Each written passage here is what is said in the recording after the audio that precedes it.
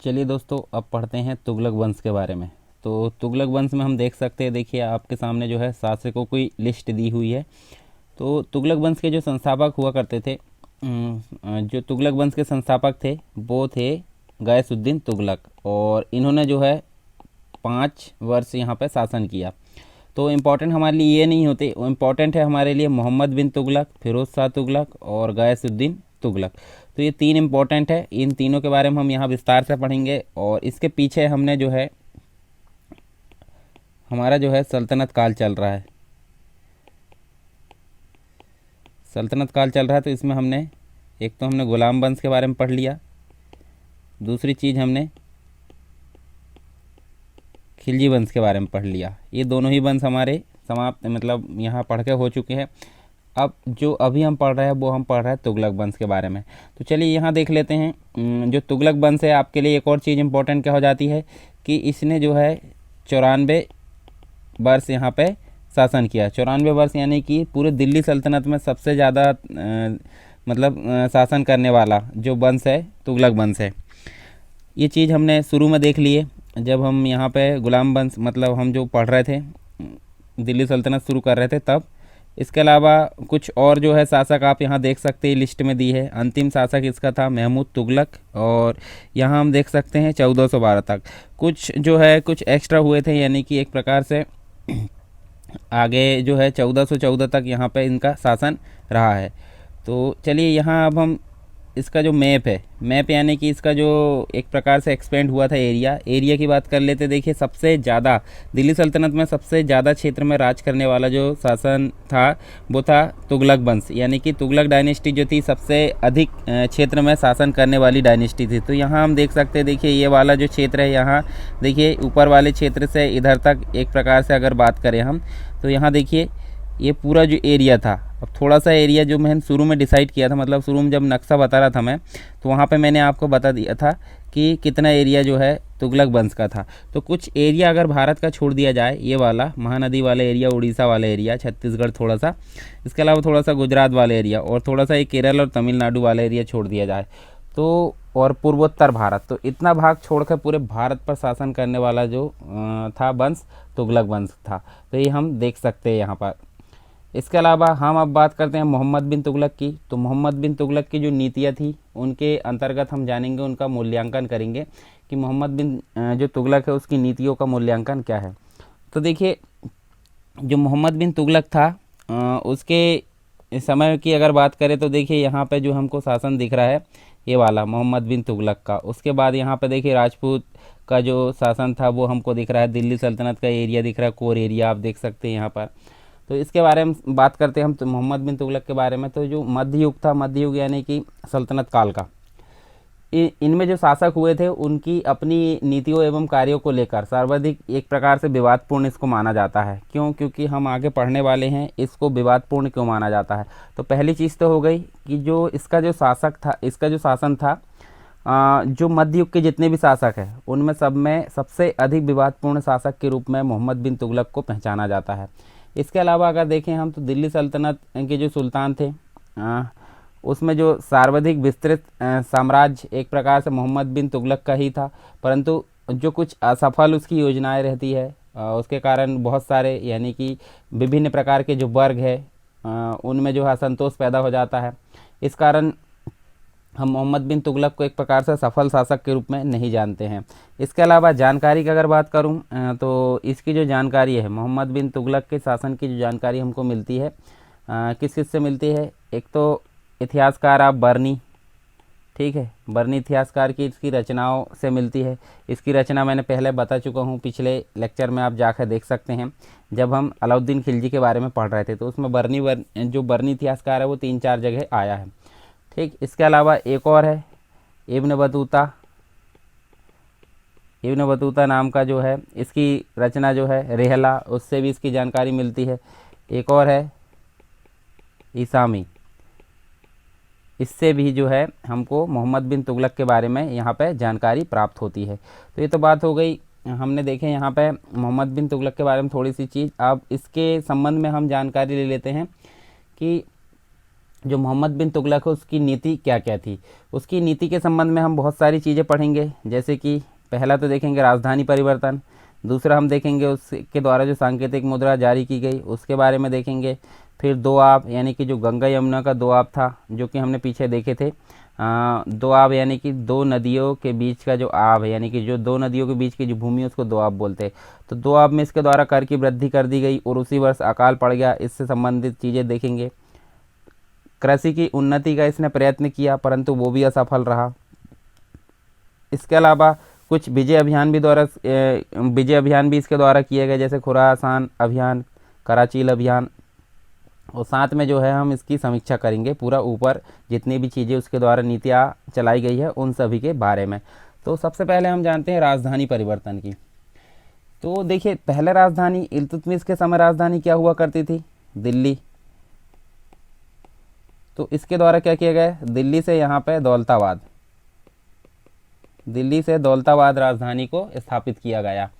इसके अलावा जो प्रशासनिक जो सुविधाएं और मंगोल आक्रमण से सुरक्षा को यहाँ ध्यान में रखकर इस प्रकार का इसने निर्णय लिया था, जो दिल्ली से दौलताबाद ले गया था वो सारी चीज़ को ध्यान में रखकर ले गया था। इस्लामी संस्कृति का प्रचार प्रसार, तो यहाँ देखिए जो सुल्तान है मतलब जो मोहम्मद बिन तुगलक है, यहाँ दक्षिण भारत में यानी कि जो दौलताबाद ले गया था उसने, तो इस्लामी संस्कृति का यहाँ प्रचार प्रसार करना चाहता था। तो इसी उद्देश्य से उनने जो है दिल्ली से दौलताबाद ले गया था, परंतु ये योजना कैसी रही उसकी, असफल रही। देखिए सारी जो योजनाएं आएगी उसकी एक प्रकार से असफल मानी जाती है। इसके अलावा यदि देखें हम तो इस जो योजना है ये वाली इस्लामी सांस्कृतिक प्रचार प्रसार, इस योजना की असफलता का प्रमुख कारण क्या था, जन सामान्य जो था यानी जनता जो भी थी उसके द्वारा इस परिवर्तन को स्वीकार नहीं करना, यानी कि जो परिवर्तन किया गया था दिल्ली से दौलताबाद वो जनता को स्वीकार नहीं था। तो हम देख सकते हैं कि जो नागरिक थे वो दिल्ली स्थित अपने घरों को छोड़कर यहाँ दूर मतलब एक प्रकार से बहुत दूर था दिल्ली से दौलताबाद, यहाँ जाने को तैयार नहीं थे। तो इस कारण जो है ये जो योजना है वो असफल सिद्ध होती है। जब असफल सिद्ध हो जाती है तो क्या मतलब जो मोहम्मद बिन तुगलक है उसके द्वारा फिर से क्या डिसाइड किया जाता है, लगभग 14 वर्षों के पश्चात जो दौलताबाद है, दौलताबाद से फिर से वो कहाँ ले आता है, दिल्ली, यानी कि पुनः दिल्ली वापस ले आता है और दिल्ली को फिर से वो राजधानी बना लेता है। इस प्रकार से जो योजना है वो असफल हो जाती है। असफल होने के परिणाम स्वरूप क्या होता है, मतलब देखिए पहले तो दिल्ली से दौलताबाद ले गया, बहुत सारी प्रॉब्लम हुई, संस्कृति का प्रचार करना चाहता वो भी असफल हुआ। तो इससे परेशान होकर वो क्या करा, 14 वर्ष के पश्चात फिर से दिल्ली आ गया। तो इस प्रकार से इधर उधर जाने और इसके कारण जो है काफ़ी यहाँ पे खजाना खाली हो गया, यानी राज्य का खजाना खाली हो गया और जनता में हमको जो है मतलब यहाँ पे मोहम्मद बिन तुगलक को काफ़ी असंतोष देखने को मिला, असंतोष का सामना उसको करना पड़ा। किंतु राजधानी परिवर्तन से एक महत्वपूर्ण लाभ भी हुआ उसको, क्या, जैसे दिल्ली है उत्तर भारत में और दौलताबाद है दक्षिण में, तो दोनों जो है संस्कृति यानी उत्तर भारत प्लस दक्षिण भारत दोनों के मध्य यहाँ कम्युनिकेशन हुआ ऐसा, ठीक है। तो इसकी संस्कृति इधर गई, इसकी संस्कृति इधर, तो संस्कृतियों का मिश्रण भी हमको देखने को मिलता है। एक दूसरे की संस्कृति से परिचित हुई जो भी जन सामान्य लोग थे, दक्षिण भारत में उत्तर भारत की संस्कृति का भी प्रसार हुआ। तो राजधानी परिवर्तन से संबंधित हमने कुछ चीज़ें जाने, जैसे कि दिल्ली से दौलताबाद ले गया, इस्लामी संस्कृति प्रचार प्रसार करना चाहता परंतु असफल रहा, पुनः दिल्ली वापस ले जाए, राज्य का खजाना खाली हो गया और संस्कृति को मिश्रण भी हमको यहाँ पर देखने को मिलता है। दूसरी चीज़ सांकेतिक मुद्रा की बात करते हैं। तो सांकेतिक मुद्रा के अंतर्गत सबसे पहली चीज़ नवीन प्रयोग किए गए उसके द्वारा, यानी कि जो मोहम्मद बिन तुगलक था उसके द्वारा एक नवीन प्रयोग करके सांकेतिक मुद्रा के प्रचलन के रूप में यहाँ पे किया गया। सांकेतिक मुद्रा क्या होती है, जैसे मान लीजिए आज की डेट में 2000 है, तो 2000 की नोट में किस प्रकार हम जानेंगे कि 2000 की नोट है, तो वहाँ लिखा रहता है कि मैं धारक को 2000 रुपये अदा करने का वचन देता हूँ और नीचे गवर्नर की साइन रहती है। तो इस प्रकार की जो मुद्रा है उसको हम क्या बोलेंगे, सांकेतिक मुद्रा, ठीक है।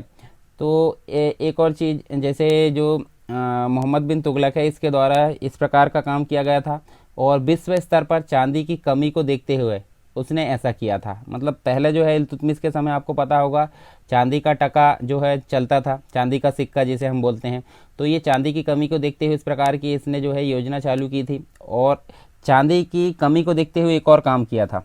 मतलब पहले तो उन्होंने सांकेतिक मुद्रा जारी की, ठीक है। और दूसरी चीज़ उसने जो है तांबे के मतलब चांदी के बदले में तांबे या फिर कांसे, तांबे या कांसे के सिक्के भी चलाए। इनका मूल्य जो है टंका के बराबर घोषित किया, परंतु ये जो योजना है ये वाली, ये भी योजना कैसी रही, असफल रही। तो ये काम भी उसका असफल माना जाता है। और इसकी असफलता का प्रमुख कारण क्या था, यहाँ देखिए, जब सांकेतिक मुद्रा यहाँ जारी की जाएगी तो नकली नोट या नकली मुद्रा का जो है बाजार में चलन हो जाएगा। और इसका नियंत्रण करने में क्या हुआ, जो मोहम्मद बिन तुगलक है, नियंत्रित करने में असफल रहा। तो ये योजना इस कारण जो है असफल यहाँ पे मानी जाती है। और प्रत्येक हिंदू के घर में यहाँ पे जैसे सिक्के चलाए, मतलब तांबे और कांसे के सिक्के चलाने लगे। तो यहाँ देखिए चलाए, जो तांबे और कांसे के सिक्के चलाए जाने के कारण यहाँ पे प्रत्येक घर में जैसे टकसाल है, टकसाल यानी कि सिक्का बनाने वाली जो व्यवस्था होती है उसको टकसाल बोलते हैं। तो ये प्रत्येक हिंदू के घर में टकसाल स्थापित हो गई। और यहाँ पे देखिए व्यापारी भी चांदी के सिक्के लेना चाहते थे तथा कांसे के सिक्के देना चाहते थे। इसकी वजह से व्यापारिक प्रणाली में काफ़ी विखंडन पैदा हो गया। इस प्रकार हम देख सकते हैं, देखिए जो सुल्तान है, सुल्तान के द्वारा सांकेतिक मुद्राओं को वापस लेना चालू कर दिया गया, कब, 3-4 वर्षों के पश्चात। तो इस प्रकार से ये योजना भी कैसी रही, उसकी असफल मानी जाती है। और यहाँ असफलता के कारण जो है काफ़ी, मतलब जो राजकीय खजाना होता है, राजकीय जो कोष होता है, उस पर काफ़ी बोझ पड़ा। तो यहाँ देखिए इस प्रकार से जो है असफलता, इसको मतलब ये योजना जो है असफल मानी जाती है। और साथ ही जो मोहम्मद बिन तुगलक है, उसने जो है जनता एवं व्यापारियों में भी एक प्रकार से काफ़ी असंतोष पैदा कर दिया। तो असंतोष का सामना भी उसको काफ़ी करना पड़ा। तो देखिए सांकेतिक मुद्रा के अंतर्गत आपको मुख्य चीज़, जैसे कि सबसे पहले नवीन प्रयोग, जिसमें उसने जो है सांकेतिक मुद्रा का प्रचलन शुरू किया। तांबे, चांदी की कमी को देखते हुए तांबे और कांसे की मुद्रा को यहाँ पर प्रचलित किया। अब यहाँ पे देखिए ये योजना असफल मानी जाती है। और असफलता का प्रमुख कारण क्या है, क्योंकि जो एक प्रकार से सांकेतिक मुद्रा के कारण काला धन, और दूसरी चीज़ प्रत्येक हिंदू के घर में टकसाल हुआ करती थी। और यहाँ पे चांदी के बदले में टंका तो व्यापारी लेने से यहाँ मना कर देते। तो ये योजना भी कैसी रही, असफल सिद्ध हुई। सांकेतिक मुद्राओं को यहाँ पे वापस लेने का कार्य किया गया उसको 3-4 वर्षों के पश्चात। और राजकीय खजाने पर अनुचित बोझ यहाँ पे पड़ा।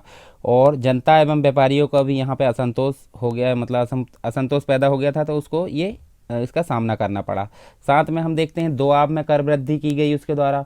तो 2 आब में जो है एक प्रकार से हम देखें तो मोहम्मद बिन तुगलक ने 2 आब में कर वृद्धि कर राजस्व को जो है उपज का एक प्रकार से अलाउद्दीन खिलजी ने किया था, उस प्रकार से यहाँ 50% कर दिया। यानी कि हम बोल सकते हैं 100 रुपये अगर कोई कम है राजस्व, मतलब जो पूरी आय है, तो 50 रुपये राजस्व की राशि निर्धारित कर दी गई, यानी कि 2 गुना राजस्व कर दिया गया। किंतु जिस एक प्रकार से हम देखें जिस समय यह वृद्धि की गई थी, तो यहाँ पे उस समय क्या हुआ, 2 आब में अकाल पड़ गया, मतलब अकाल या फिर हम बोल सकते हैं उसको सूखा।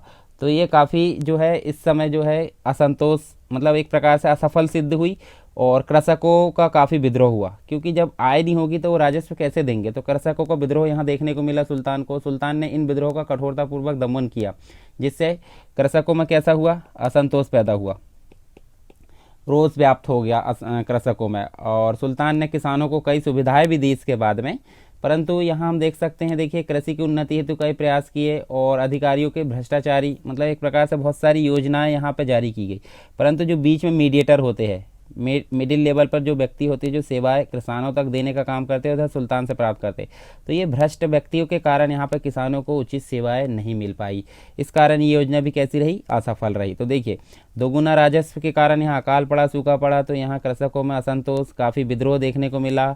उसमें काफ़ी सेवाएं भी उसके द्वारा दी गई, योजनाएं चालू की गई, परंतु मीडिएटर के कारण यहाँ पे योजना असफल मानी जाती है। इससे कृषकों में काफ़ी असंतोष व्याप्त, यानी कि असंतोष बढ़ गया। तो इस प्रकार से हम देख सकते हैं 2 आब में कर वृद्धि को जो योजना थी वो भी कैसी मानी जाती है, असफल मानी जाती है। नेक्स्ट हम देखते हैं कृषि की उन्नति का यहाँ प्रयत्न किया गया। तो देखिए कृषि की मतलब मोहम्मद बिन तुगलक के द्वारा कृषि की उन्नति के लिए एक नवीन विभाग की स्थापना की गई। नवीन विभाग का नाम क्या था, दीवान ए अमीर, दीवान ए अमीर कोही, दीवान ए अमीर कोही नाम के एक विभाग की स्थापना की गई। और इसका जो मुख्य कार्य था वो कृषकों को सीधे आर्थिक सहायता, सीधे आर्थिक सहायता मतलब आज की डेट में हम बोल सकते हैं जो जनधन अकाउंट होता है वो क्या करता है, मतलब उसके अंतर्गत क्या किया जाता है, जनधन अकाउंट खुलवाने का मुख्य उद्देश्य क्या है कि जो भी योजना का जो भी लाभ मिलेगा वो सीधे किसान को अपनी, मतलब किसान या व्यक्ति को अपने अकाउंट पे मिल जाएगा। उसी प्रकार ये विभाग का उद्देश्य क्या था, दीवान अमीर। तो दीवान अमीर को ही का जो उद्देश्य था वो सीधे आर्थिक सहायता कृषकों तक पहुंचाना होता था, यानी कि उसको देकर कृषि योग्य भूमि का विस्तार करना था। और इस विभाग की सहायता से 70,000 किलोमीटर क्षेत्र में नकदी फसल के उत्पादन को प्रोत्साहन दिया जाता था। 70,000 जो क्षेत्रफल है वर्ग किलोमीटर, ठीक है, इस क्षेत्रफल में पूरे जो नकदी फसल के जो उत्पादन है उसको एक प्रकार से प्रोत्साहन देना इसका मुख्य उद्देश्य था। इसके अलावा कृषकों की सहायता के लिए यहाँ पे इस भूमि पर 3 वर्ष में 70 लाख जो टंका है वो व्यय किया गया, और साथ ही जो कृषक है उन्हें बीज होते हैं, उसके बाद बैल, जो हल चलाने के लिए जो बैल की ज़रूरत पड़ती है, बीज, इनके लिए भी मतलब यहाँ पे ये सहायता प्रदान की गई कृषकों के लिए। अकालग्रस्त कृषकों की सहायता हेतु अकाल संहिता भी तैयार की गई इसके द्वारा। किसके द्वारा? मोहम्मद बिन तुगलक के द्वारा अकाल संहिता भी प्रदान की गई, मतलब तैयार की गई।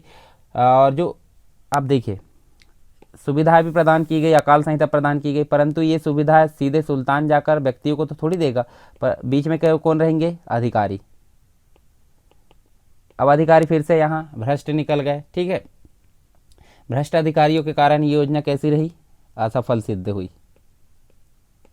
असफल सिद्ध होने के कारण जो है उसके समस्त प्रयास यहाँ असफल असफल दिखने लगे, और इसी के कारण यहाँ हमको फिर से कृषकों में असंतोष दिखने लगा। कृषि की उन्नति के लिए जो प्रयत्न किए गए थे वो असफल सिद्ध हुए, तो कृषकों में असंतोष देखने को मिलता है। साथ में खजाना अलग, राज्य का खजाना अलग खाली हो रहा है, तो इससे भी काफ़ी प्रॉब्लम हो रही है राज्य को। इसके अलावा हम देख सकते हैं उसके द्वारा 2 विजय अभियान चलाए गए। खुरासान अभियान यानी कि पर्सिया हम बोल सकते हैं, ठीक है। तो ये किसके विरुद्ध चलाया गया था? जो खुरासान का शासक था अबू सैयद के विरुद्ध चलाया गया था। और उद्देश्य क्या था इसका? खुरासान अभियान का उद्देश्य क्या था? गजनी और काबुल पर नियंत्रण करना था। गजनी आपको याद होगा, जब हम सामंत मतलब जो तुर्क आक्रमण पढ़ रहे थे उसमें पढ़े थे हमने गजनी के बारे में, तो आप वहाँ जाकर देख सकते हैं। गजनी और काबुल पर नियंत्रण करना था। और एक और चीज़ थी कि जो मंगोल आक्रमण थे, मतलब गजनी और काबुल पर अधिकार करके मंगोल आक्रमण को नियंत्रित करना इसका मुख्य उद्देश्य था। इसके अलावा यहाँ देखिए हम तो सेना के लिए यहाँ पे देखिए 3,70,000 घुड़सवारों की जो विशाल सेना है उसके लिए यहाँ पे देखिए व्यय किया गया। 3,70,000 सेना है उसके लिए यहाँ पे व्यय किया गया। और एक संघ बनाया था इन्होंने जिसको बोला जाता है त्रिमैत्री संघ बनाया था, परंतु वो कैसा रहा? विफल, यानी कि टूट गया। तो एक प्रकार से असफल माना जाता है खुरासान अभियान भी। फिर देखते हैं कराचील अभियान। तो कराचील का मतलब है हम बोल सकते हैं चीन। और ये जो है जो पहाड़ी क्षेत्र यानी कि हम बोल सकते हैं हिमालय वाले क्षेत्र, जो भी आसपास हमारा जो पहाड़ी क्षेत्र है उसमें किया गया था। और जो मतलब हम बोल सकते हैं कांगड़ा या कुमायूं हम बोल सकते हैं, कांगड़ा और कुमायूं ये ज़िले में ये किया गया था। विपरीत भौगोलिक परिस्थितियों में जो है यहाँ पे सेना को क्या हो जाती है? हानि। तो एक प्रकार से ये भी कैसा माना जाता है? असफल। तो अब देखिए सारी चीज़ उसकी शुरू से हम देखते आ रहे हैं। यहाँ पे देखिए राजधानी परिवर्तन कराए तो वो भी एक प्रकार से असफल मानी जाती है योजना, क्योंकि वापस उसको वहीं ले जाना पड़ता। सांकेतिक मुद्रा भी, ये भी असफल मानी जाती है। दुआब में कर वृद्धि, ये योजना भी उसकी असफल मानी जाती है। कृषि की उन्नति की जो प्रयत्न किए वो भ्रष्ट अधिकारियों के कारण योजना असफल मानी जाती है। खुरासान अभियान वो भी असफल, कराचील अभियान ये भी असफल। तो इस प्रकार से हम देखें, अगर हम समीक्षा करें उसकी पूरी कंप्लीट जितनी भी उसकी उपलब्धियाँ है उसके बारे में, तो जो इतिहासकार है उनका मानना है कि जो मोहम्मद बिन तुगलक है उसमें एक प्रकार से कुछ का कहना है कि पागलपन का अंश था, परंतु पागलपन का जो अंश था वो बहुत कम था। खास करके उसकी जो योजनाएं हैं उसके लिए एक प्रकार से उसकी सोच को हम एक प्रकार से उत्तरदायी नहीं मान सकते। मतलब जो असफलता हुई है उसकी सोच को हम उत्तरदायी क्यों नहीं मान सकते, क्योंकि अन्य कारण कैसे है वो आपको पता है। राजधानी परिवर्तन का निर्णय लिया था, तो राजधानी परिवर्तन का जो निर्णय लिया था उसमें हम देख सकते हैं जनता की इच्छा थी क्या राजधानी परिवर्तन में? नहीं थी। तो ये एक प्रकार से जनता की इच्छा के मतलब अनिच्छा के कारण भी ये जो है काफ़ी हमको देखने को मिलता है। जो सांकेतिक मुद्रा चलाई गई थी, सांकेतिक मुद्रा का जो निर्णय लिया गया था उसमें हमको पता चला देखने को कि जो नकली मुद्रा है वो चलन में आने लगी, तो उसका नियंत्रण करने में कैसा रहा? वो असफल रहा। तो एक चीज़ ये भी हमको देखने को मिली। दो आब में कर की वृद्धि, उसका उद्देश्य क्या था? उसका उद्देश्य था कि ज़्यादा राजस्व आएगा तो जन कल्याणकारी कार्य या फिर जो भी सेना है वो उसके लिए काफ़ी महत्वपूर्ण सिद्ध होगी। परंतु उसका दोआब में कर वृद्धि का जो योजना है वो असफल क्यों हुई? क्योंकि उसी समय अकाल पड़ गया। तो ये उसकी जो है एक प्रकार से हम बोल सकते हैं गलत मतलब विपरीत परिस्थिति उसके सामने आ गई। खुरासान अभियान जो अंतर्राष्ट्रीय एक प्रकार से हम बोल सकते हैं परिवर्तन के कारण भी असफल सिद्ध हुआ। कराचील का अभियान भी सैनिकों की लापरवाही से भी इसको असफल मान सकते हैं। तो समस्त जो भी हम देख सकते हैं असफल हुई उसकी जो भी योजनाएं, तो ये एक प्रकार से उसका जो है पागलपन के अंश के कारण नहीं हुआ, कुछ विपरीत परिस्थितियां भी थी जिसके कारण हम बोल सकते हैं उसकी सारी योजनाओं को जो है असफलता मिली। तो इन सब योजनाओं के बाद भी असफलता के दायित्व से जो है मोहम्मद बिन तुगलक को मुक्त नहीं किया जा सकता। क्यों? क्योंकि जो है पूरा पूरा श्रेय उसी को जाता है असफलता का। इस प्रकार हम जो है एक प्रकार से बोल सकते हैं एक सफल शासक वही होता है जिसे अपनी जनता के मनोविज्ञान या फिर प्रशासनिक जो अधिकारी है उनकी कार्यकुशलता का सही ज्ञान हो। इसको सही ज्ञान नहीं था। अब अगर अधिकारियों को सही ज्ञान होता तो योजना सफल हो जाती। इस स्तर पर जो है मोहम्मद बिन तुगलक व उसकी योजनाएं असफल मानी जाती है। तो हमने एक प्रकार से ये देखे हैं मोहम्मद बिन तुगलक के बारे में। अब मोहम्मद बिन तुगलक के बारे में देखने के पश्चात हम जो है उसका कुछ एक और सिद्धांत है, जैसे कि जो राजत्व का सिद्धांत होता है। राजत्व मतलब हमने पीछे पढ़े बलबन का राजत्व का सिद्धांत, उसके बाद हमने पढ़े हैं अलाउद्दीन जो खिलजी है उसके राजत्व का सिद्धांत पढ़े। अब हम देखेंगे मोहम्मद बिन तुगलक का राजत्व का सिद्धांत। तो इसके अंतर्गत हम कुछ देखने वाले यहाँ पॉइंट्स। तो सबसे पहले हम देखेंगे देवीय अवधारणा पर आधारित। देवीय अवधारणा पर आधारित मतलब देखो मैंने बताया था जो बलबन है इनके द्वारा बोला गया था कि जो राजा होता है वो ईश्वर का प्रतिबिंब होता है। यानी कि इस प्रकार से देवी अवधारणा पर वहाँ तो अर्धदेवी अवधारणा थी, परंतु यहाँ पे जो मोहम्मद बिन तुगलक का राजत्व का सिद्धांत था वो पूर्णतः देवी अवधारणा पर आधारित था। मोहम्मद बिन तुगलक का यह विश्वास था कि जो सुल्तान है, सुल्तान बना है, अगर कोई व्यक्ति सुल्तान बना है तो वो किसकी इच्छा पे बना है? वो ईश्वर की इच्छा पे बना है। इस प्रकार से इसका मानना था। इसलिए सुल्तान की आज्ञा क्या होगी? जैसे मान लो ईश्वर के द्वारा इस सुल्तान को बनाया गया है, तो सुल्तान अगर कोई आज्ञा दे रहा है तो किसकी आज्ञा होगी? ईश्वर की होगी। इस प्रकार से इसका मानना था। सुल्तान ने अपने राजत्व सिद्धांत में संपूर्ण प्रभुत्व संपन्न सुल्तान का आदर्श निर्मित किया। यानी कि जो सर्वे सर्वा है, सभी पूरी जो पावर है वो किसके पास रहेगी? सुल्तान के पास रहेगी। मोहम्मद बिन तुगलक का मानना था कि जो शासन है, शासन में उसके ऊपर कोई नहीं है, क्योंकि ईश्वर है तो ईश्वर तो है नहीं, मतलब हमको नज़र नहीं आते, है वो सभी जगह परंतु नज़र नहीं आते। उसके बाद सेकंड नंबर किसका है? राजा का। तो राजा के बाद जब ईश्वर है तो ईश्वर तो है नहीं, तो मैन कौन हो गया? राजा। तो मोहम्मद बिन तुगलक कहता था कि राजा के ऊपर कोई नहीं है, सभी मंत्री अधिकारी उसके सब जो कर्मचारी है वो सब उसके अनुगामी है, यानी कि उसके सब नीचे वर्क करते हैं या काम करते हैं। फिर नीचे हम देख सकते हैं साम्राज्य विस्तार की नीति उसकी। तो मोहम्मद बिन तुगलक ने अपने राजत्व सिद्धांत में साम्राज्यवाद की जो नीति है, साम्राज्य विस्तार की नीति, उसको अपनाया। दिल्ली सल्तनत में सबसे विशाल साम्राज्य अगर बात करें तो मोहम्मद बिन तुगलक के द्वारा ही स्थापित किया गया था। इसके अलावा धर्म का राजनीति में हस्तक्षेप समाप्त किया गया इसके द्वारा, सुल्तान जो मोहम्मद बिन तुगलक है उसके द्वारा। तथा जो कुलीनता है उसकी जगह योग्यता को राजकीय सेवाओं का आधार बनाया। देखिए अलाउद्दीन खिलजी के द्वारा भी ये काम किया गया था। योग्यता यानी कि जो भी प्रशासनिक पदों पर जो अधिकारियों की नियुक्ति की जाएगी वो सभी कैसे की जाएगी? योग्यता के बल पे की जाएगी। यानी कि योग्यता को ही राजकीय सेवाओं का इसके द्वारा आधार बनाया गया, धर्म के द्वारा, धर्म के अनुसार नहीं। जैसे कि रक्त और लोहे की नीति जो है उसके द्वारा अपनाई गई थी। किसके द्वारा?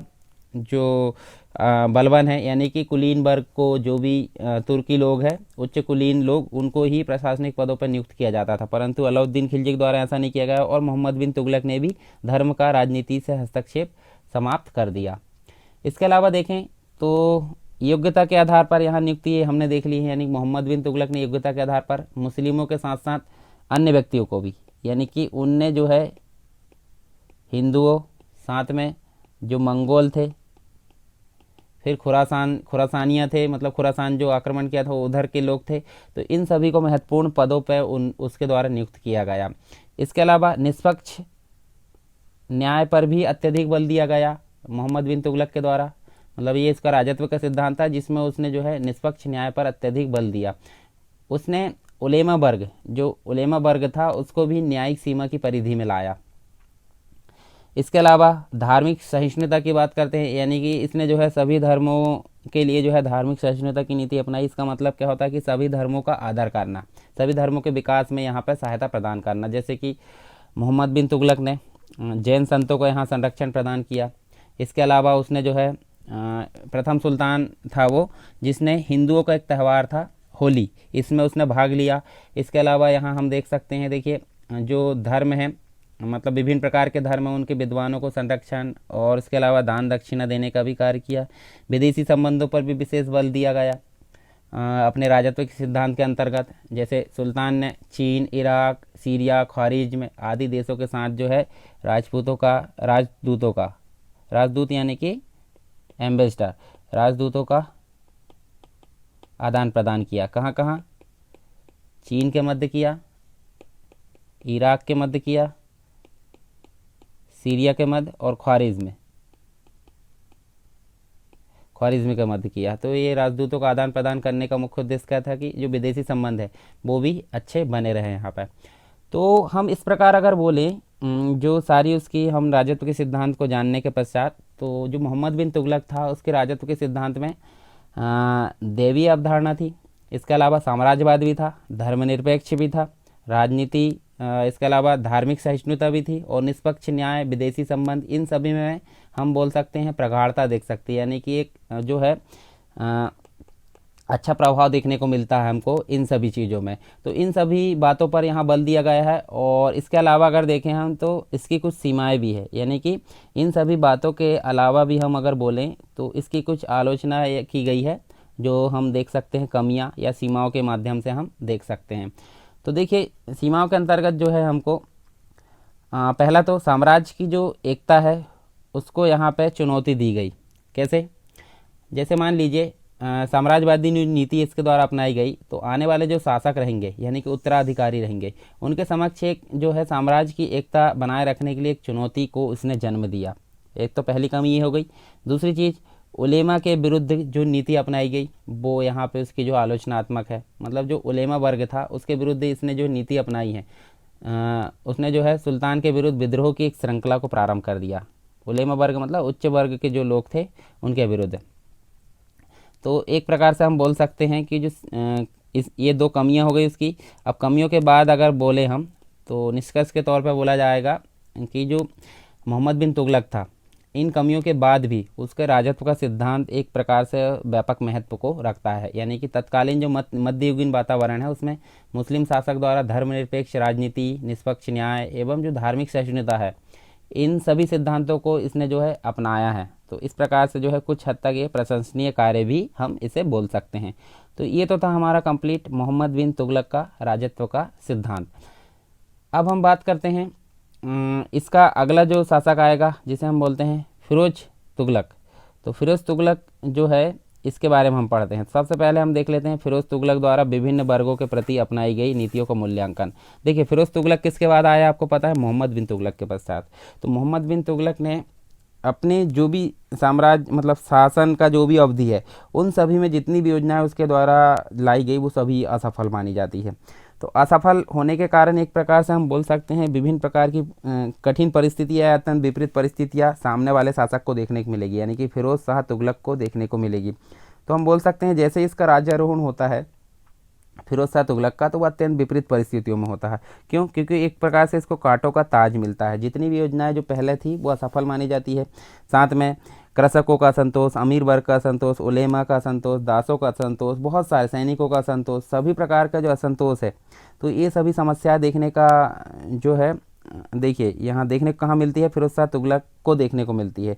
तो उसी के अंतर्गत हम देखने वाले हैं। देखिए, फिरोज शाह तुगलक द्वारा विभिन्न वर्गों के प्रति अपनाई गई नीतियों का मूल्यांकन। तो सबसे पहले हम देखेंगे साम्राज्य के विघटन की समस्या इसके सामने थी, कृषकों का असंतोष, अमीर वर्ग का असंतोष, सैनिक वर्ग का असंतोष, दासों का असंतोष और उलीमा वर्ग का असंतोष। तो ये सभी हम देखने वाले हैं एक एक करके। सबसे पहले हम बात करते हैं साम्राज्य विघटन की समस्या। तो यहाँ देखिए, ये समस्याओं को अगर यहाँ सॉल्व किया जाता है तो उसको हम एक प्रकार से निराकरण के तौर पर लेते हैं। तो जो फिरोज शाह तुगलक है उसके द्वारा क्या क्या निराकरण किया गया, तो सबसे पहला उसके द्वारा जो है साम्राज्य विघटन की समस्या के लिए क्या प्रयास किए गए वो हम देखने वाले हैं। साम्राज्य विघटन की समस्या के अंतर्गत जो है कई क्षेत्र जो है स्वतंत्र हो गए थे। कब? मोहम्मद बिन तुगलक के समय। तो यहाँ पे देखिए जो क्षेत्र थे वो कौन कौन से थे वो हम देख लेते हैं एक नज़र में, ताकि जो है क्लियरिटी बनी चलते रहे, मतलब बनते रहे। तो यहाँ देखिए 1335 में जो है मदुरा, उसके बाद हम देख सकते हैं 1336 में विजयनगर। अब विजयनगर के बारे में हम आगे पढ़ने वाले हैं, हरिहर बुक्का के बारे में पढ़ेंगे। उसके बाद 1338 में जो है बंगाल, यानी कि आज की डेट में पश्चिम बंगाल हम बोल सकते हैं। और 1347 में बहमनी राज यानी कि विजयनगर साम्राज्य के साथ में जो है इसकी स्थापना की गई थी, बहमनी राज की। तो ये जो है यहाँ पे बहमनी राज की स्थापना हो चुकी थी। तो हम बोल सकते हैं इतने जो है ये वाले क्षेत्र यहाँ पे स्वतंत्र हो चुके थे मोहम्मद बिन तुगलक के शासन के अंतिम वर्षों में। तो एक प्रकार से समस्या किसके सामने उत्पन्न हुई? फिरोज शाह तुगलक के सामने। तो इस प्रकार हम बोल सकते हैं फिरोज शाह तुगलक के समक्ष जो था साम्राज्य के विघटन की प्रक्रिया को रोकने की एक चुनौती थी। तो फिरोज शाह तुगलक ने एक व्यवहारिक बुद्धि का सहारा लिया और यहाँ से उनको दोबारा जीतने का प्रयास नहीं किया। अगर वो दोबारा जीतने का प्रयास करता, जितना बचा था शासन, मतलब जितना उसका क्षेत्र बचा था वो भी नहीं बचता। तो उसके द्वारा यहाँ पे जो है व्यवहारिक बुद्धि की सहायता से क्या किया गया, उसको दोबारा जीतने की प्रयास नहीं किया गया। क्यों नहीं किया गया? क्योंकि जो पिछले समय में यानी कि मोहम्मद बिन तुगलक के समय में जो असफलता मिली थी, तो वो असफलता ही इसके लिए क्या काम करी? शिक्षा का काम करी। ठीक है, शिक्षा कैसे? जैसे हम बोलते हैं ना, गुजरने पे ना सीखो, देखने पे सीख जाओ। यानी कि देखकर सीखना ही बहुत ज़रूरी है। क्यों? क्योंकि हम दूसरों को देखकर अगर सीख जाते हैं तो हमारे ऊपर गुजरेगी, उसका हम वेट नहीं करते। यानी कि दूसरों को देखकर सीखने में हम ज़्यादा जल्दी बहुत सारी चीज़ें सीख जाते। तो फिरोज शाह तुगलक ने मोहम्मद बिन तुगलक जो उसके पहले शासक था उससे देखकर उनने शिक्षा ले ली और उनको दोबारा जीतने का प्रयास नहीं किया उसने। हालांकि बंगाल जो है, ये जो बंगाल है, इसको पुनः जीतने का 2 बार प्रयास किया, परंतु यहाँ भी उसको असफलता मिली। तो इससे भी उसको काफ़ी सीखने को मिला। तो जितना भी साम्राज्य बचा था उसको उसने क्या किया, उसको ही सुरक्षित रखने का प्रयास किया। तो एक प्रकार से हम बोल सकते हैं इसी कारण से जो उसने जो है सैनिक शक्ति का यहाँ प्रयोग किया, मतलब जो सैनिक शक्ति थी उसका प्रयोग करके साम्राज्य विस्तार नहीं किया उनने। हालांकि देखिए, सैनिक शक्ति का प्रयोग उसने सिर्फ जो है सुरक्षा को ध्यान में रखकर किया था। जितना भी साम्राज्य बचा था तो ये सुरक्षा की दृष्टि से किया गया था और पूर्णतः ये सफल माना जाता है।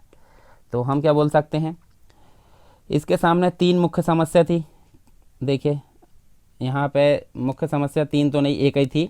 कई क्षेत्र स्वतंत्र हो गए थे, जैसे कि हम देख सकते हैं इन स्वतंत्र क्षेत्रों को जो है इसने जो है व्यवहारिक बुद्धि का प्रयोग करके दोबारा जीतने का प्रयास नहीं किया। क्यों?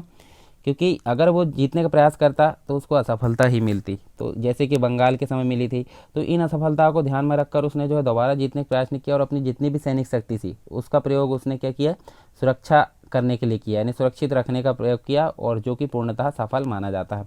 एक जो समस्या थी वो यहाँ पे क्या हो गई, सॉल्व हो गई। दूसरी समस्या क्या थी? कृषकों का असंतोष।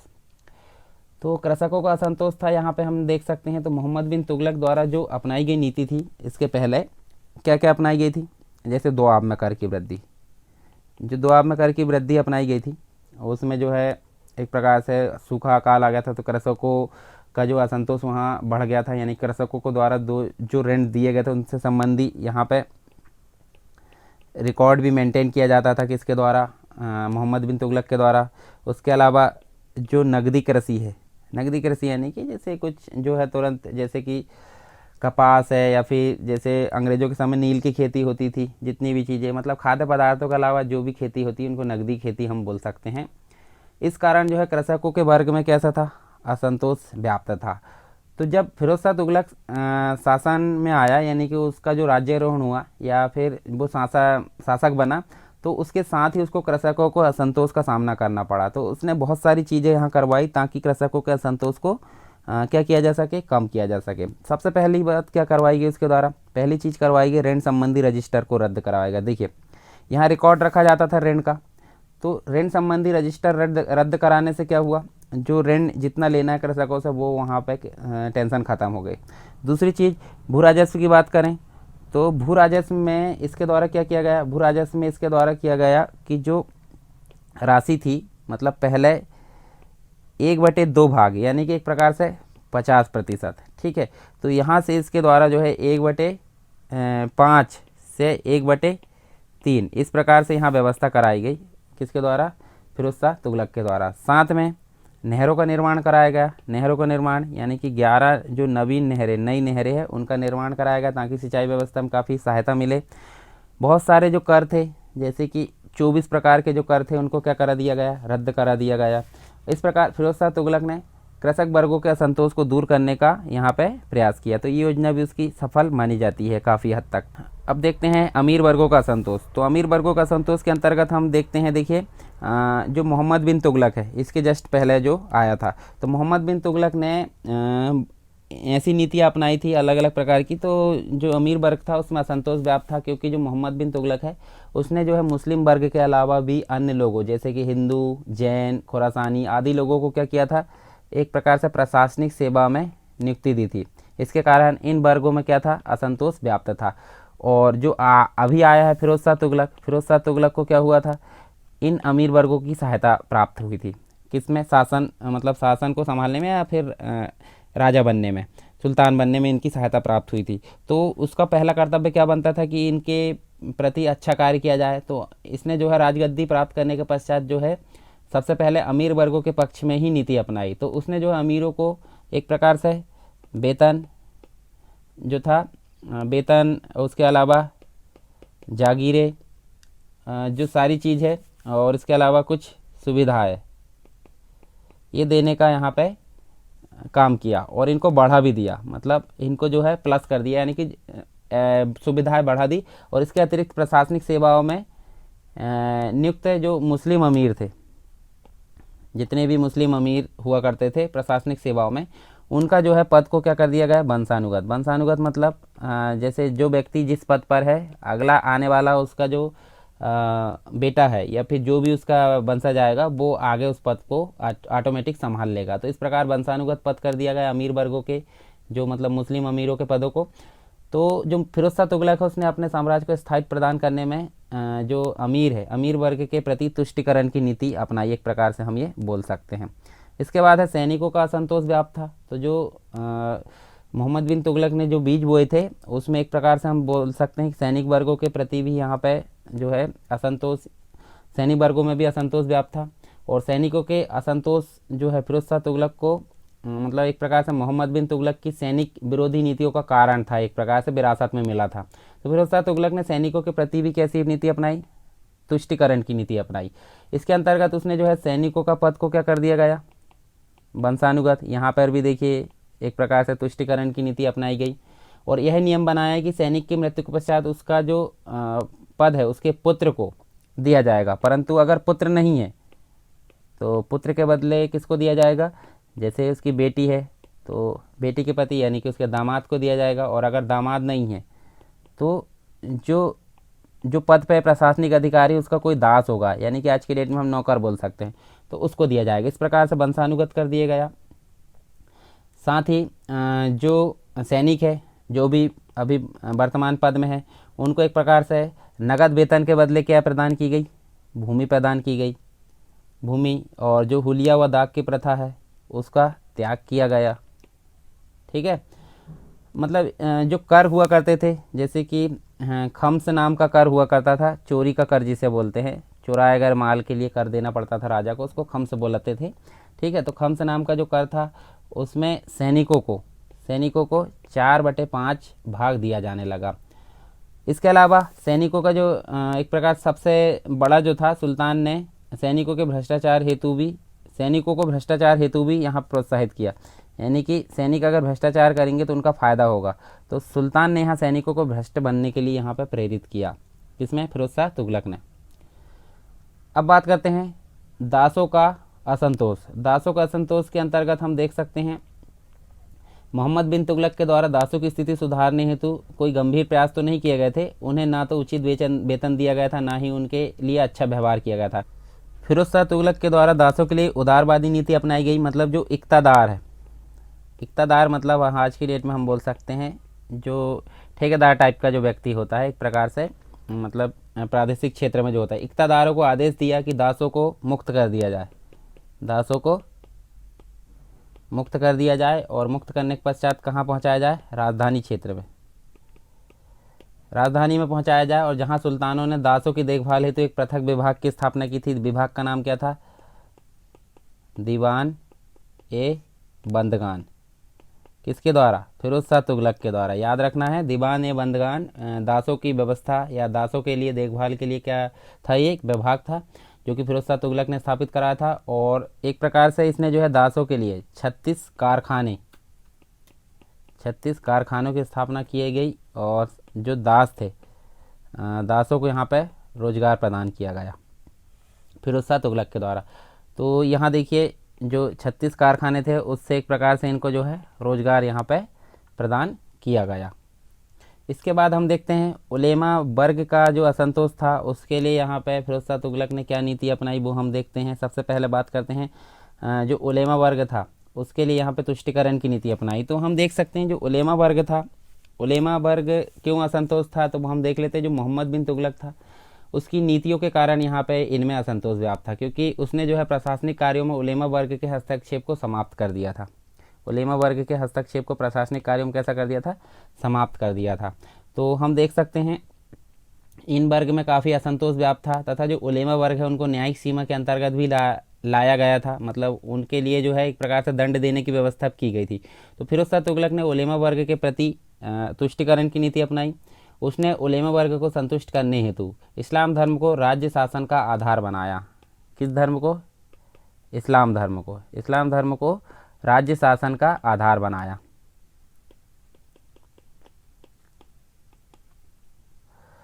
ये हम देख सकते हैं उलेमा वर्ग को प्रसन्न करने की ये टेक्निक अपनाई गई थी फिरोज शाह तुगलक के द्वारा। और फिरोज शाह तुगलक ने अपने शासनकाल में ही इस्लाम धर्म के पक्ष में अनेक नीतियाँ अपनाई थी, जैसे कि 24 प्रकार के जो मतलब एक प्रकार से जो 24 प्रकार के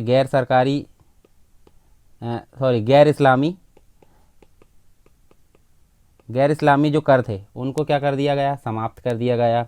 इसके अलावा चोरी का जो कर था, यानी कि जो खम्स जिसे हम बोलते हैं, उसमें भी एक प्रकार से उसको जो है एक प्रकार से सुविधा अनुसार बनाया, मतलब ज़्यादा कठोर भी नहीं बनाया।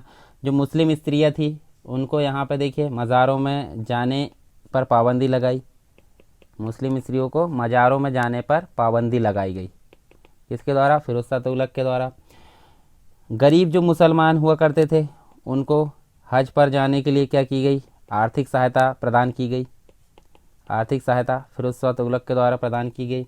इसके अलावा हम देख सकते हैं जो ब्राह्मण थे, ब्राह्मणों पर यहाँ पे जजिया कर लगाया गया, ब्राह्मणों पर जजिया कर लगा दिया गया। किसके द्वारा? फिरोज शाह तुगलक के द्वारा।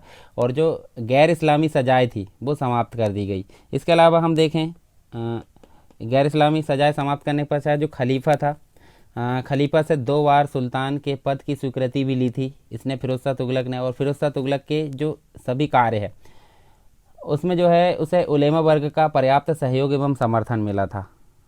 उलेमा वर्ग का जो हमने पहले देख चुके हैं, तो इनके प्रति काफ़ी तुष्टिकरण की नीति जो फिरोज शाह तुगलक है उसके द्वारा अपनाई गई थी।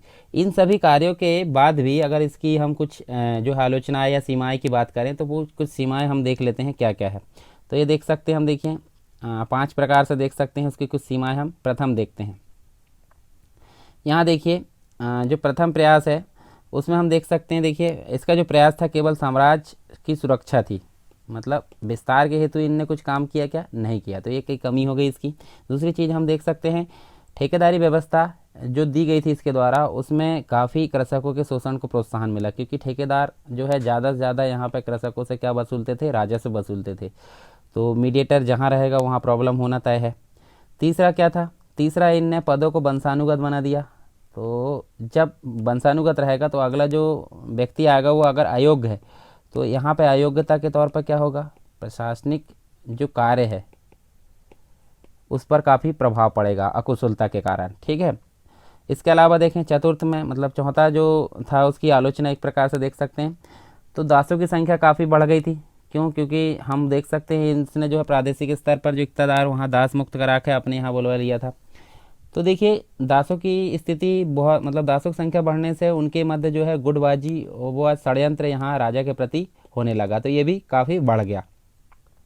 इसके अलावा शरीयत के नियमों का पालन हम बोल सकते हैं, जो सुल्तान था उसमें फिरोज शाह तुगलक ने उलेमा वर्ग का समर्थन प्राप्त करने के लिए जो शरीयत के नियम है, मतलब एक प्रकार से रूल्स होते हैं, उस पर राज्य का संचालन किया तथा केवल मुस्लिम जमात के पक्ष में ही विभिन्न प्रकार के कार्य किए। तो इससे जो है क्या हुआ, मुस्लिम जमात के पक्ष में ही सारे कार्य किए, तो जो अन्य जाति और जो संप्रदाय के लोग हुआ करते थे उनमें क्या हो गया, असंतोष व्याप्त हो गया। ले देखें यहाँ फिर से एक कमी इसकी देखने को मिलती है, जैसे कि मोहम्मद बिन तुगलक ने असंतोष का बीज बोया था बहुत सारे वर्गों के प्रति, तो इनने जो है अन्य जातियों के प्रति बीज बो दिया असंतोष का।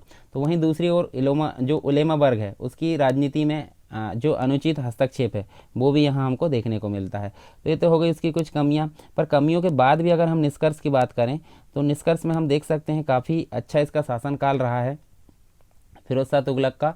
तो निष्कर्ष के तौर पर कहा जा सकता है कि जो फिरोज शाह तुगलक है उसने विरासत में जो विभिन्न प्रकार की समस्या या कांटों का ताज उसको मिला था उसके निराकरण के लिए बहुत सारे गंभीर प्रयास किए। तो जो अपना शासनकाल है उसमें उनने जो साम्राज्य की विघटन की प्रक्रिया है, साम्राज्य के विघटन की प्रक्रिया को एक प्रकार से रोके रखा, यानी कि थाम कर रखा, ठीक है, मतलब विघटन नहीं होने दिया।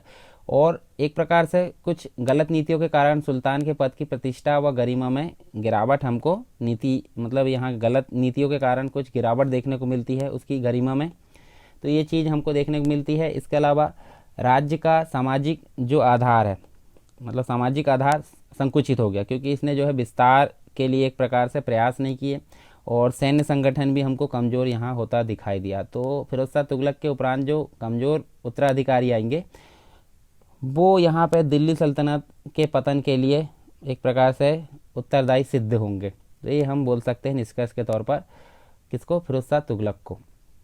अब फिरोज शाह तुगलक के अंतर्गत हमने देखे हैं क्या, जो उसकी नीतियाँ थी, मतलब मूल्यांकन था वो हमने देख लिए, फिरोज शाह तुगलक की नीतियों का मूल्यांकन, ये सारी चीज़ हमने देख ली है। अब बात करते हैं हम अगला, फिरोज शाह तुगलक के बारे में ही बात करते हैं। तो फिरोज शाह तुगलक के आर्थिक सुधारों के बारे में बात करते हैं, इनका मूल्यांकन करते हैं। तो देखिए विभिन्न प्रकार से, जैसे कि नवीन राजस्व व्यवस्था के बारे में हम देखेंगे, कृषि सुधार, कर सुधार, उद्योग धंधे, मौद्रिक सुधार, शहरीकरण, इन सभी के बारे में हम यहाँ देखने वाले हैं।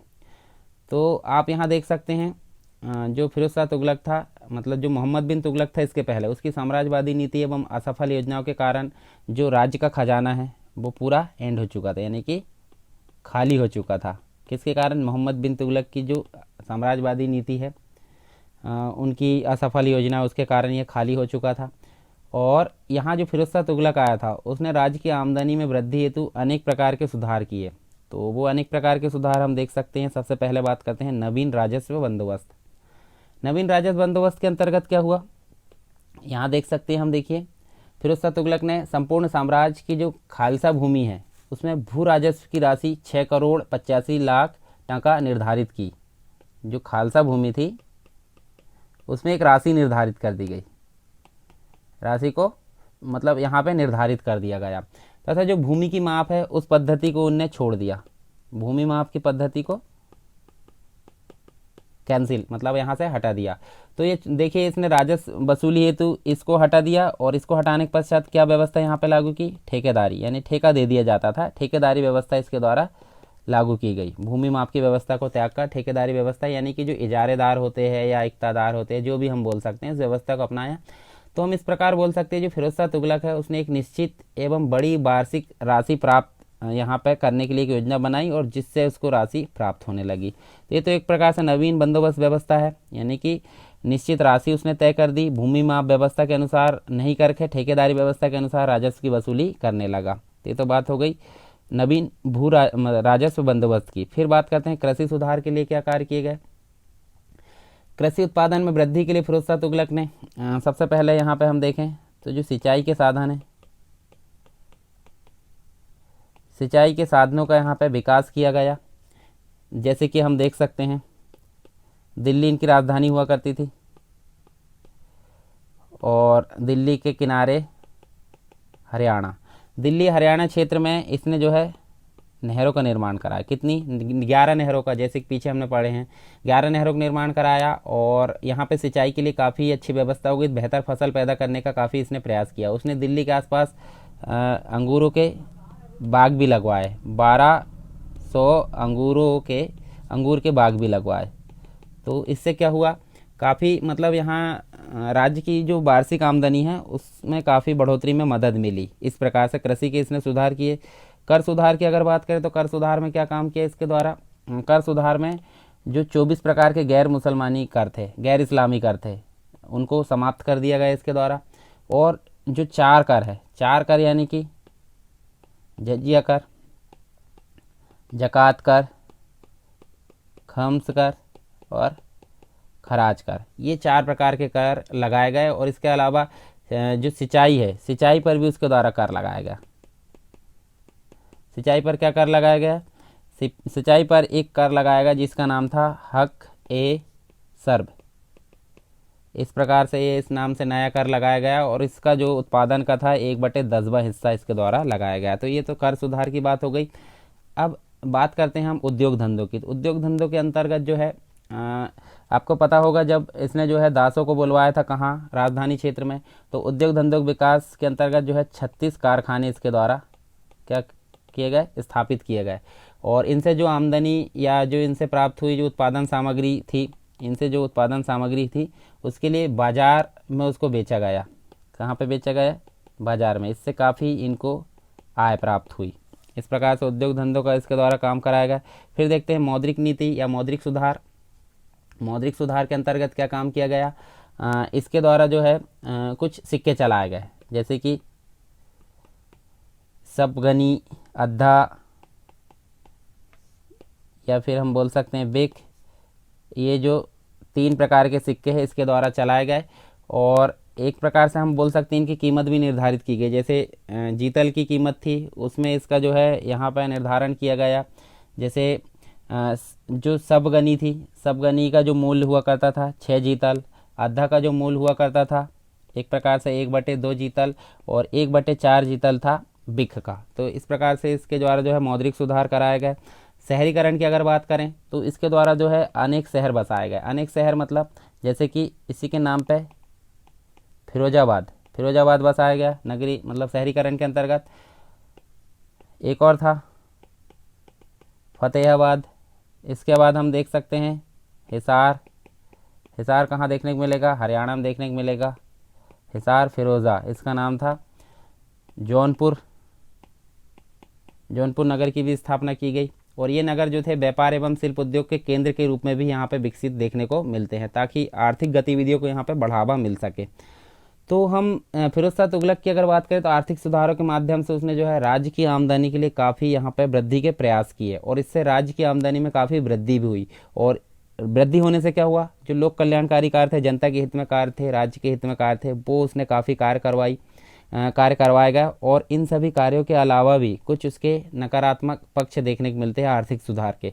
तो नकारात्मक पक्ष के अंतर्गत हम 3 प्रकार से नकारात्मक उसका जो है पक्ष देखेंगे। पहली चीज़ तो उसके द्वारा जो है क्या काम कराया गया, ठेकेदारी व्यवस्था। जैसे कि हम देख सकते हैं ना, उसने जो है भूमि के माप को छोड़कर ठेकेदारी व्यवस्था शुरू की। तो ठेकेदारी व्यवस्था से क्या हुआ, ज़्यादा से ज़्यादा राजस्व वसूलने के लिए उन्होंने जो है कृषकों का क्या किया, शोषण किया। कृषकों के शोषण हुआ, तो ये पहली चीज़, कृषकों को शोषण को प्रोत्साहन मिला।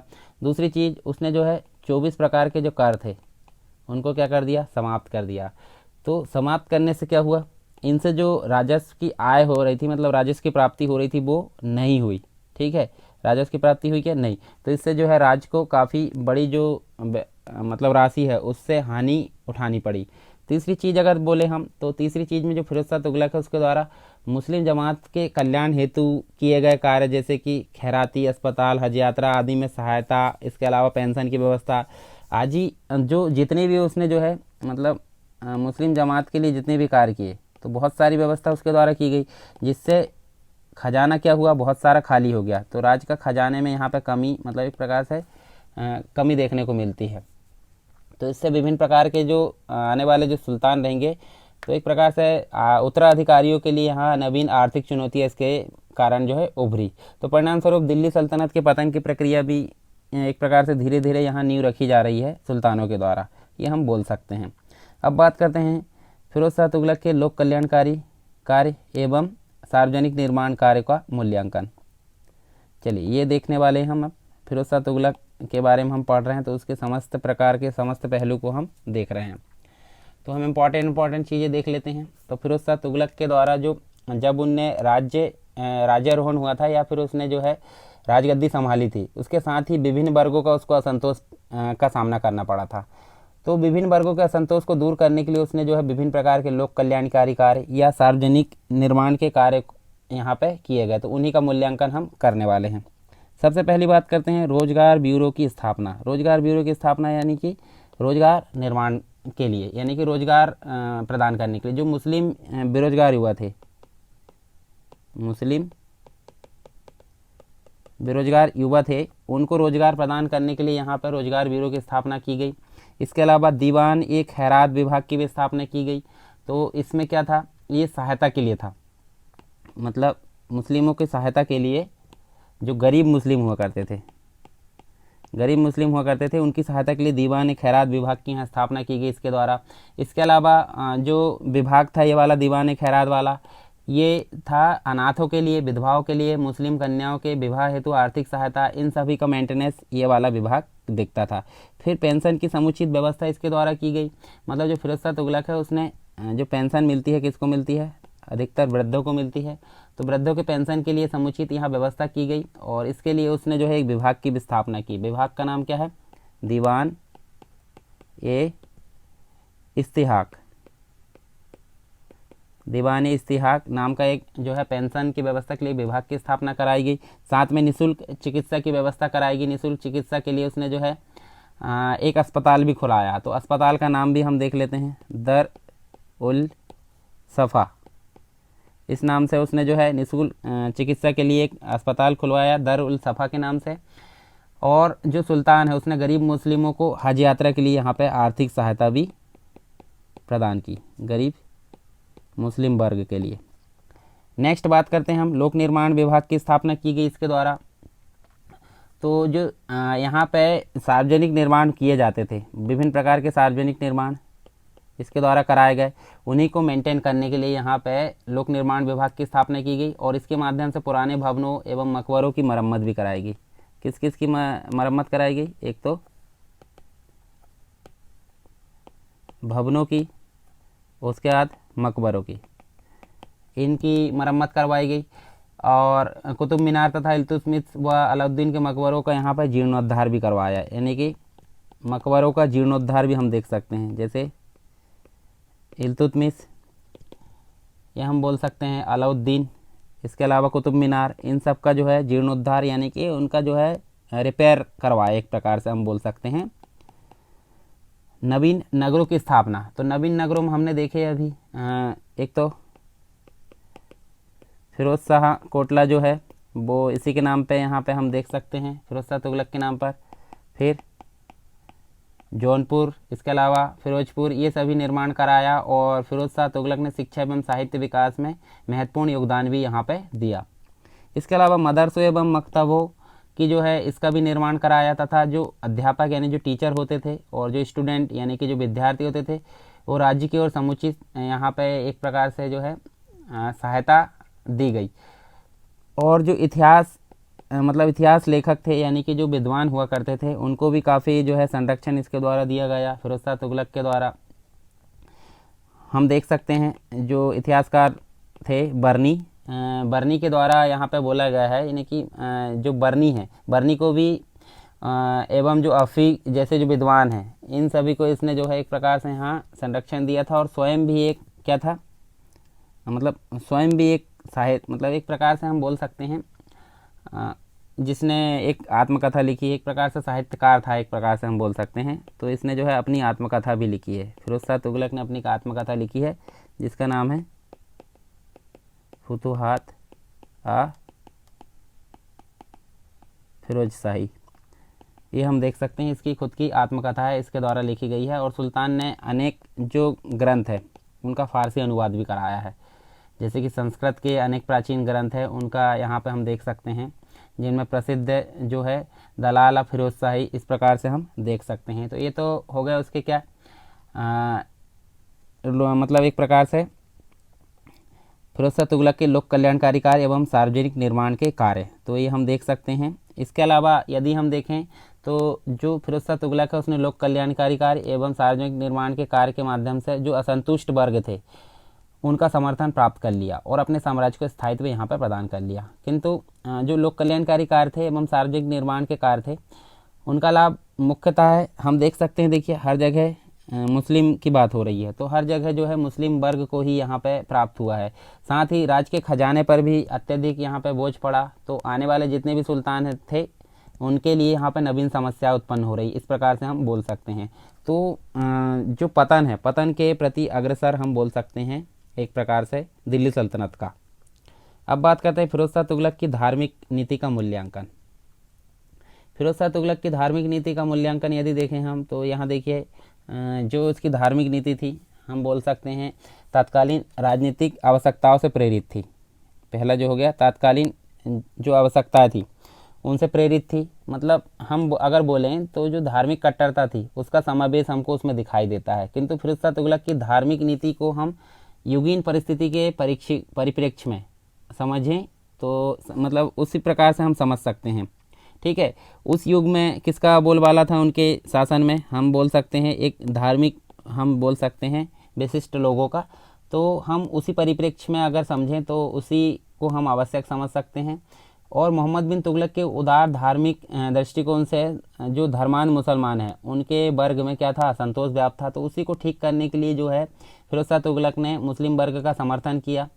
तो एक प्रकार से हम उसको गलत नहीं बोल सकते। यहाँ देखिए कट्टर धार्मिक नीति का उसके द्वारा अनुपालन किया गया और इसके अतिरिक्त वह स्वयं एक हिंदू माता की संतान था। इसी कारण उसने जो है स्वयं को सच्चा मुसलमान प्रमाणित करने के लिए यहाँ पे क्या किया, ये इस प्रकार से कुछ काम किया, यानी इस्लाम के प्रति निष्ठा तथा हिंदुओं के विरुद्ध कठोर आचरण का यहाँ प्रदर्शन किया मुस्लिमों का समर्थन पाने के लिए। ठीक है, इसके अलावा शरीयत को प्रधानता, तो यहाँ देखिए दिल्ली सल्तनत जो दिल्ली के सुल्तान थे उसमें फिरोज शाह तुगलक ने एक प्रकार से प्रथम सुल्तान था, वो प्रथम सुल्तान था जिसने राज्य की प्रशासनिक नीतियों के निर्धारण के लिए किसकी प्रधानता ली, शरीयत की प्रधानता। और फिरोज शाह तुगलक ने शरीयत के अनुसार एक प्रकार से इस्लाम धर्म का प्रचार प्रसार करने में अपनी रुचि दिखाई और इस्लामी शिक्षा के प्रसार प्रसार हेतु बहुत सारे मदरसों मकतबों इनका निर्माण करवाया। और हज जाने के लिए उसने जो है मुस्लिमों को आर्थिक सहायता भी प्रदान की। मुस्लिम महिलाओं को मज़ारों में जाने में पाबंदी लगा दी गई। इसके अलावा यदि हम देखें तो फिरोज शाह तुगलक ने कई प्रकार के लोक कल्याणकारी कार्य करवाए। मुस्लिमों की जो मुस्लिम प्रजा है उनकी सुख सुविधाओं को देखते हुए काफ़ी महत्वपूर्ण सिद्ध होती है वो। इसके अलावा फिरोज शाह तुगलक ने हिंदुओं के प्रति कठोर नीति अपनाई। उसने ब्राह्मणों पर भी जजिया कर लगाया, वो हम देख सकते हैं पीछे। और एक हम देख सकें तो मुस्लिम विरोधी प्रचार के आरोप में एक ब्राह्मण को जिंदा भी जलाया, ऐसा यहाँ मान सकते हैं। उसने हिंदुओं के मंदिरों को काफ़ी नष्ट करवाया और नष्ट करवाने के पश्चात जो है वहाँ जो है मकबरे या मदरसे जो इस प्रकार की चीज़ें बनवाने का काम किया। जैसे हम उदाहरण के तौर पर देखें तो कांगड़ा का ज्वालामुखी मंदिर, कांगड़ा का ज्वालामुखी मंदिर भी उसने तोड़वाया। पुरी का जगन्नाथ मंदिर, ये सभी उसने जो है नष्ट करवाया। तो इस प्रकार से जो है हम उसकी धार्मिक नीति का मूल्यांकन किए और जो तुगलक है यानी फिरोज शाह तुगलक है उसने उस उलेमा वर्ग एवं मुस्लिम वर्ग जो था उनका समर्थन प्राप्त करने के लिए इस्लाम धर्म के पक्ष में काफ़ी ये जो धार्मिक नीति थी उसी के पक्ष में थी, और वह अपने इस प्रयास में सफल भी हुआ क्योंकि उलेमा वर्ग और अमीर वर्ग के विद्रोह का जो सामना था वो उसको नहीं करना पड़ा। और उसके द्वारा जो अपनाई गई नीति थी वो कट्टर धार्मिक नीति के कारण क्या थी, गैर मुस्लिम जमात को अनेक प्रकार की समस्याओं का सामना करना पड़ा। तो इसी प्रकार हम देख सकते हैं जो धार्मिक कट्टरता थी उसकी नीति मतलब कट्टरता की जो नीति थी किसी धर्म विशेष के विरोध में नहीं बल्कि राजनीतिक आवश्यकताओं पर आधारित थी। उस समय जो पैटर्न चल रहा था उस आधार पर हम देखें तो सही भी थी। इस अनुसार अगर देखें हम तो जो अनेक इस्लाम विरोधी कार्य भी किए उसने, जैसे कि संस्कृत जो रचनाएं थी उनको फारसी भाषा में अनुवाद भी कराया। एक ये राइट हम देख सकते हैं उसका संगीत एवं चित्रकला को प्रोत्साहन दिया। तो एक प्रकार से हम बोलें तो फिरोज शाह तुगलक द्वारा अपनाई गई जो धार्मिक नीति थी उसकी धर्मांधता का परिणाम नहीं थी बल्कि राजनीतिक बाध्यता थी। उस समय जो राजनीतिक रिक्वायरमेंट थी, राजनीतिक आवश्यकता थी या बाध्यता थी, उसका परिणाम हम बोल सकते हैं। ठीक है, तो ये हो गई उसकी फिरोज शाह तुगलक की धार्मिक नीति। अब अगर बात करें क्या साम्राज्य के पतन में फिरोज शाह तुगलक का उत्तरदायित्व क्या था, तो कुछ हद तक तो था परंतु हम पूरा उसको कंप्लीट ऐसा बोल नहीं सकते कि फिरोज शाह तुगलक का जो था उत्तरदायित्व था किसमें, साम्राज्य के पतन में। तो फिरोज शाह तुगलक ने जो विरासत में उसको समस्याएं मिली थी उसके समाधान के लिए बहुत सारी उसने जो है उलेमा वर्ग के लिए तुष्टिकरण की नीति अपनाई थी। तो इस नीति से लाभ तो पहुंचा और उसे जो है सभी वर्गों का सहयोग भी प्राप्त हुआ, किंतु तुष्टिकरण की नीति के दीर्घकालिक परिणाम क्या थे, घातक थे। क्यों? क्योंकि जो फिरोज शाह तुगलक था उसकी मृत्यु के पश्चात जो है हम देख सकते हैं लगभग 10 वर्षों में क्या हुआ, जो तुगलक साम्राज्य था वो समाप्त हो गया। तो इस कारण देख लीजिए ये तुष्टिकरण की नीति उसकी जो है काफ़ी घातक सिद्ध होती है। इसके अलावा फिरोज शाह तुगलक ने विभिन्न वर्गों के प्रति जो नीति अपनाई थी उसमें एक प्रकार से हम देखें तो राजनीतिक बुद्धिमत्ता की कमी थी। इससे केंद्रीय प्रशासन की कार्यकुशलता में घटी जो एक प्रकार से जो कार्यकुशलता है, केंद्रीय प्रशासन की जो कार्यकुशलता है वो एक प्रकार से माइनस हुई यानी कि घटी, और सैन्य संगठन भी कैसे हुए, कमज़ोर हो गए, और राजकोष में अतिरिक्त बोझ पड़ा क्योंकि मुस्लिम जमात के लिए उसने बहुत सारे कार्य किए तो राज का खजाना कैसा हो गया, कम हो गया। तो ये एक प्रकार से पतन की ओर ले जाता है ये रास्ता। कुछ गलत नीतियाँ भी उसके लिए उत्तरदायी सिद्ध होती है, मतलब जो कुछ गलत नीतियाँ थी उसके कारण भी यहाँ हम देख सकते हैं जो पतन है, पतन में उसका मुख्य हाथ होगा। मतलब हम सोच सकते हैं, मतलब यहाँ समझ सकते हैं कि मुख्य उसका हाथ रहा होगा कुछ गलत नीतियों के कारण भी। परंतु हम निष्कर्ष के तौर पर अगर देखें तो ये नीतियाँ गलत तो थी, परंतु हम अगर बात करें जो उत्तराधिकार के निश्चित नियम है उसके अभाव के कारण, जो इक़्तिदारी व्यवस्था में निहित दोषों के कारण, मोहम्मद बिन तुगलक की असफल योजनाओं से उपजे असंतोष के कारण जो बहुत सारी चीज़ें थी, जैसे दिल्ली सल्तनत के पतन की प्रक्रिया प्रारंभ हो चुकी थी। मतलब हम अगर मोहम्मद बिन तुगलक के काल में चलें तो मोहम्मद बिन तुगलक के काल से ही पतन की प्रक्रिया प्रारंभ हो गई थी, हम ऐसा बोल सकते हैं। मतलब यहाँ देखिए तुष्टिकरण की नीतियों में राजनीतिक बुद्धिमत्ता की कमी, ये तो ठीक है कि भाई अगर इसकी कमी हम माने तो, परंतु कुछ नीतियाँ पहले से ही उत्तरदायी थी, जैसे मोहम्मद बिन तुगलक के समय से ही हमको जो है इसके बीज दिखाई देने लगते हैं, बीज उसके द्वारा बो दिए गए थे और धीरे धीरे पतन की प्रक्रिया वहीं से प्रारंभ हो गई थी।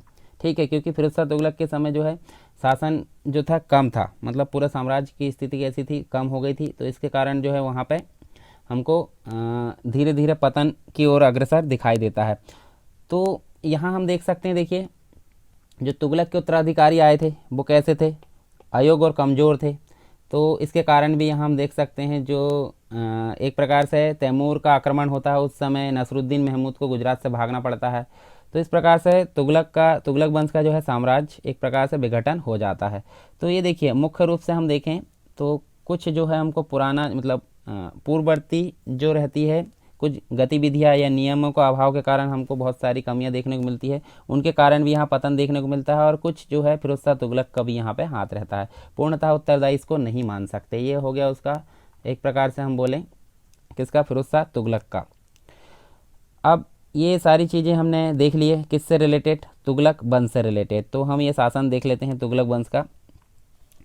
यहाँ देखिए जो हम देख सकते हैं ये वाला ठीक है। तो ये देखिए यहाँ पे तुगलक वंश के समय ये वाला था। ये जो आपको डार्क रेड में दिख रहा है, डार्क रेड में जो एरिया दिख रहा है ये वाला एरिया आप देख सकते हैं फिरोज शाह तुगलक के समय बचा था, धीरे धीरे पतन हो गया था। परंतु अगर बात करें हम लोधी वंश की, तो लोधी वंश में ये आपका इतना एरिया फैल गया था फिर से, और सैयद वंश में भी इतना बचा था ये, ठीक है, इतना ही था। देखिए तुगलक वंश के पश्चात क्या आएगा, सैयद वंश। तो सैयद वंश में आखिरी मतलब शुरुआत में इतना था, और जो फिरोज शाह तुगलक है उसके समय, परंतु लोधी वंश के द्वारा इतना जो है हायर कर लिया गया था, यानी कि इतना एक्सपेंड हो चुका था। ये बात हो रही है देखिए 1414 से 1451 के बीच के मैप की। इसके अलावा हम अगर बात करें लोधी वंश की, तो लोधी वंश में हम देख सकते हैं, हमको ज़्यादा पढ़ना नहीं है, परंतु जो आखिरी वाला आएगा वो इब्राहिम लोधी, वो हम देखेंगे बाबर को जब हम पढ़ेंगे, यानी कि हम पढ़ेंगे मुग़ल काल। जब हम मुग़ल काल पढ़ेंगे तो उस समय हम जो है इसके युद्ध के बारे में पढ़ लेंगे, इब्राहिम लोधी के साथ जो हुआ। तो लोधी वंश का जो देखेंगे हम एक्सपेंड, ये देखिए इतना हम देख सकते हैं। ये बात हो गई। सैयद वंश के बारे में भी हमको इम्पोर्टेंट नहीं है, वो हम शुरू में देख चुके, कुछ इंपॉर्टेंट फैक्ट थे शासकों के बारे में, तो वो हमने देख लिए।